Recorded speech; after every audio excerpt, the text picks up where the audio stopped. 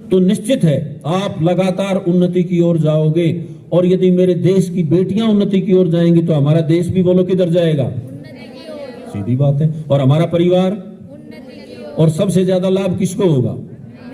सबसे पहले व्यक्ति को लाभ होगा, उसके बाद परिवार को, उसके बाद राष्ट्र को। ईश्वर है, इस पे मैंने कल एक चर्चा की थी। 3 पंक्तियां याद रखनी है हमें। कितनी पंक्तियां? 3। वो 3 पंक्तियों में सबसे पहली पंक्ति ध्यान से सुनना है। इस संसार में किसी भी वस्तु का सुंदर चित्र अपने आप नहीं बन सकता। पहले तो विचार करो इस वाक्य पे। फिर दोहराता हूं, ध्यान सबका इधर।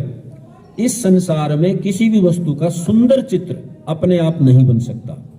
तो क्या ये सत्य वाक्य है या असत्य है? सत्य है। तो इसे याद कर लो, यही है पहली पंक्ति, बस इतनी ही है। दूसरी पंक्ति, पहली पंक्ति पूरी हो गई है। दूसरी पंक्ति है, ध्यान दें, चित्र की वस्तु नकली होती है।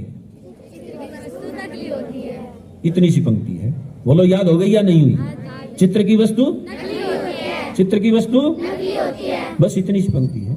अच्छा, ये ठीक कह रहा हूं मैं या गलत कह रहा हूं? भाई चित्र में यदि गाय है तो क्या वो चित्र वाली गाय दूध देगी क्या? नहीं। चारा खाएगी? नहीं। श्वास पर श्वास लेगी? नहीं। वो तो इंगित करने के लिए है, समझाने के लिए कि गाय ऐसी होती है, वो नकली है, असली नहीं होती। यही पंक्ति है दूसरी। अब तीसरी पंक्ति में ईश्वर सिद्ध हो जाएगा। ईश्वर कैसे होगा?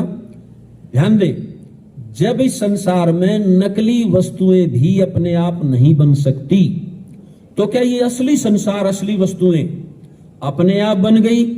या इनका बनाने वाला ईश्वर 100% है?